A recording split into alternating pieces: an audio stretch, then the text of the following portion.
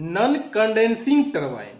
इसमें क्या होता है, जब स्टीम टरबाइन से बाहर निकलता है तो स्टीम जो है कंडेंस नहीं हो पाता है, वैसे ही टरबाइन को हम लोग क्या बोलते हैं, नॉन कंडेंसिंग टरबाइन बोलेंगे। अब देखिए, according to the direction of steam flow, तो पहलाते हैं एक्सियल फ्लो टरबाइन।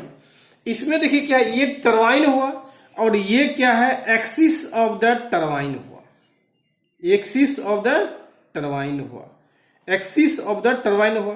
और इसी एक्सिस के अलोंग यदि स्टीम को हम लोग इन कराते हैं, इसी एक्सिस के अलोंग यदि हम लोग स्टीम को इन कराते हैं और उसी एक्सिस के अलोंग क्या है, बाहर निकल जाती है, ऐसे ही टरबाइन को हम लोग क्या बोलते हैं, एक्सियल फ्लो टरबाइन बोलते हैं।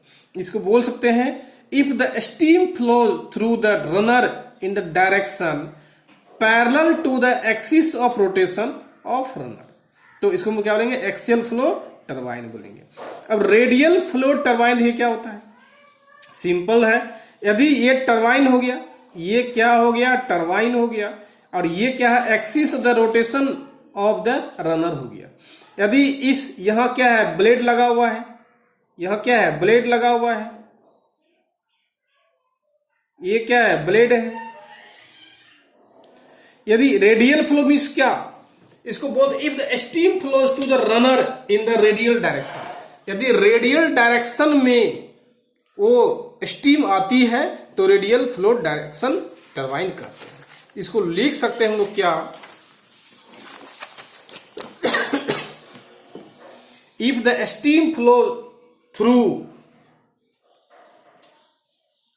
द रनर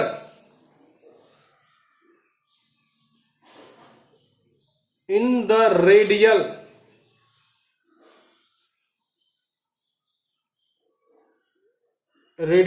डायरेक्शन, यदि रेडियल डायरेक्शन में वो स्टीम का फ्लो होता है तो हम लोग क्या बोलते हैं, रेडियल फ्लो डायरेक्शन बोलते हैं। यही था आपका क्या, बेसिक कंसेप्ट। क्या था, बेसिक कंसेप्ट। अब हम लोग देखते हैं कंपाउंडिंग क्या होता है। कंपाउंडिंग क्या होता है,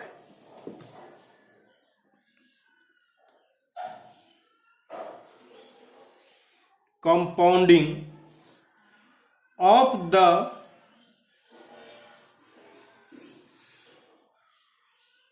impulse turbine।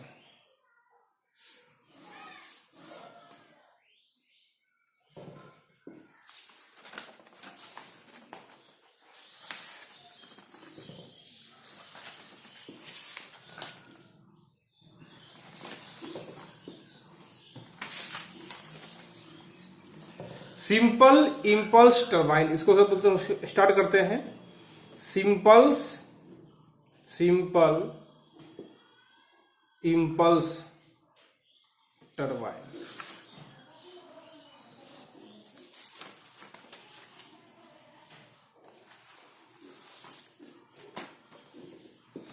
देखिए इसमें क्वेश्चन देखिए जनरली आता क्या है, why we provide the compounding, compounding क्यों प्रोवाइड करते हैं। सिंगल इंपल्स टरबाइन को हम लोग सिंगल स्टेज टरबाइन भी बोल सकते हैं। क्या बोलते हैं, सिंगल स्टेज टरबाइन भी बोलते हैं।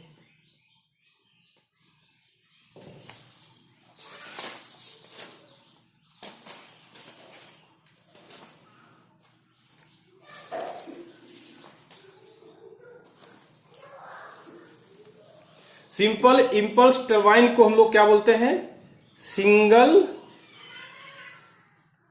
स्टेज टरबाइन बोलते, सिंगल स्टेज भी बोलते हैं। इसका सिंगल स्टेज क्यों बोलते हैं, देखिए इसका एक बनाते हैं, थोड़ा डायग्राम बनाई, देखिए ये हो गया,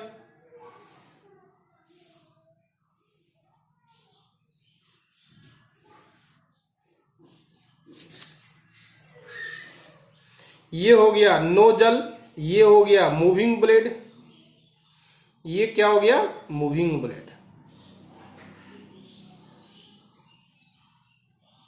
ये क्या हो गया, नोजल हो गया। देखिए क्या होता है, आप जानते भी हैं, वन मूविंग ब्लेड जो है वो फॉलो होता है वन मूविंग नोजल कॉलम से। तो क्या कहते हैं, one row of nozzle is followed by one row of moving blade. Single stage क्यों बोलते हैं, क्योंकि वन कॉलम जो है या वन रो जो है मूविंग ब्लेड का, वो फॉलो होता है वन रो नोजल से फ्लो होता है, इसलिए हम लोग क्या बोलते हैं, सिंगल स्टेज कहते हैं। इसको बोलते हैं why we say single stage. इसका आंसर देखिए क्या हो जाएगा हम लोग का, one row of nozzle is followed by one row of moving blade। One row of nozzle is followed by one row of moving blade. दोनों एक ही रो है, दो रो है क्या, नहीं है, सिर्फ एक रो है, इसलिए नोजल भी एक रो है, मूविंग ब्लेड भी एक रो है, इसलिए इसको क्या बोलते हैं हम लोग, सिंपल इंपल्स टरबाइन बोलते हैं। यदि इसमें मूविंग ब्लेड देखिएगा तो क्या है, ये हो गया मूविंग ब्लेड,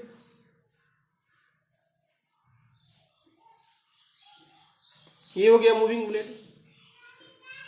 देखिए इसमें यदि स्टीम आप यहां क्या करते हैं, स्टीम इंटर कराते हैं, स्टीम को आप जानते भी हैं स्टीम में क्या होता है, स्टीम में प्रेशर डिक्रीज होता है और प्रेशर को डिक्रीज करा दिए हम लोग, लेकिन मूविंग ब्लेड में प्रेशर क्या होता है, कांस्टेंट होता है, प्रेशर क्या है, कांस्टेंट है, इसमें वेलोसिटी क्या हो गया, डिक्रीज हो गया।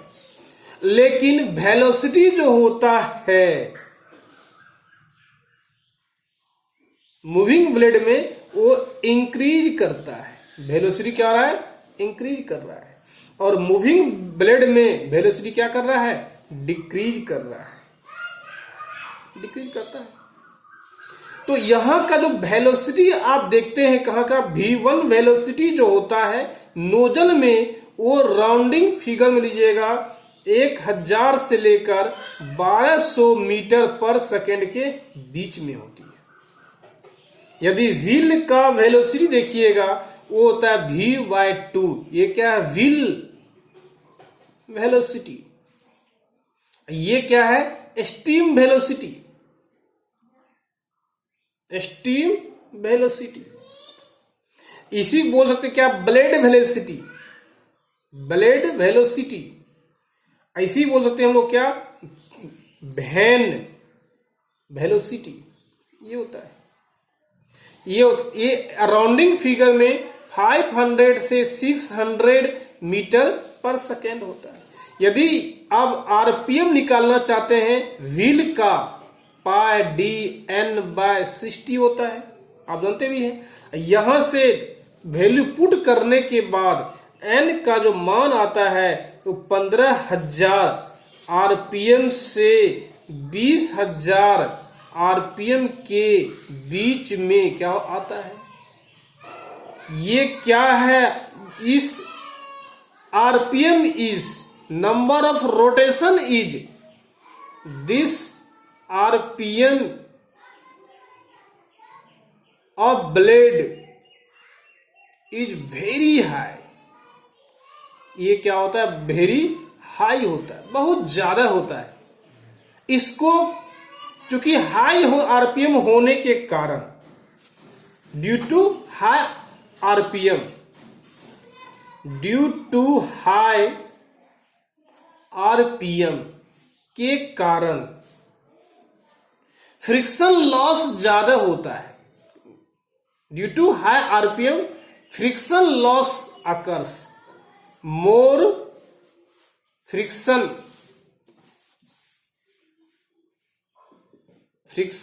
लॉस अकर्स, फ्रिक्शन लॉस क्या है, ज्यादा डेवलप होता है।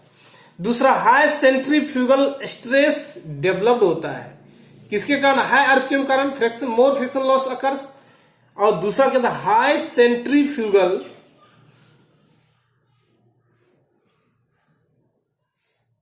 स्ट्रेस इज डेवलप्ड है, जिसके कारण ये होता है, हाई आरपीएम के कारण मोर फ्रिक्शन अकर्स होता है, और हाई सेंट्रीफ्यूगल स्ट्रेस क्या होता है? बहुत डेवलप होता है। इसके कारण क्या होता है? जो एनर्जी आपको मिलना चाहिए वो एनर्जी मिल नहीं पाता है। जो एनर्जी आपको मिलना चाहिए वो एनर्जी नहीं मिल पाता है। इसलिए आरपीएम को, to reduce the RPM we can provide the compound. Hence, to reduce the RPM, we provide the compounding. Provide the compound. बोल सकते हैं in order to reduce rotational speed of simple impulse turbine or reduce the speed of turbine rotor to practically limit। ये practical limit कितना होता है? 3000 RPM. तो 15,000 से 3000 लाने के लिए हम लोग क्या करते हैं? कंपाउंडिंग को प्रोवाइड करते हैं। अब यदि को पूछता है कंपाउंडिंग क्यों प्रोवाइड करते हैं, आप बोल,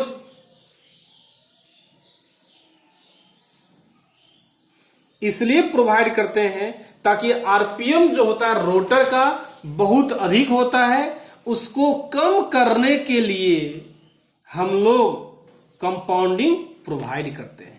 कम क्यों करते हैं? क्योंकि आरपीएम ज्यादा होने से के कारण फ्रिक्शन लॉस ज्यादा होगा, स्ट्रेस डेवलप ज्यादा होगा, जिसके लिए बहुत ही हार्मफुल होकर जाएगा। इसलिए हम लोग क्या करते हैं? कंपाउंडिंग को प्रोवाइड करते हैं ताकि आरपीएम ऑफ द रोटर क्या है? घट के एक प्रैक्टिकली लिमिट में आ जाए। और प्रैक्टिकली लिमिट कितना है? 3000 आरपीएम है। और टाइप्स ऑफ कंपाउंडिंग देते हैं, प्रेशर कंपाउंडिंग, प्रेशर कंपाउंडिंग, इसी को बोलते हैं रेट टू कंपाउंडिंग। दूसरा देखिए होता है क्या है? Velocity compound.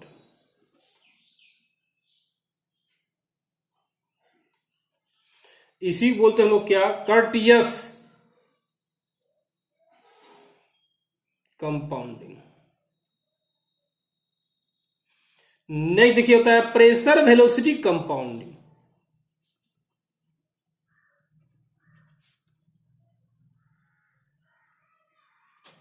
ये टाइप्स ऑफ कंपाउंड। आज हम लोग इतना ही रहने देते हैं, आगे देखते हैं कल। बाय।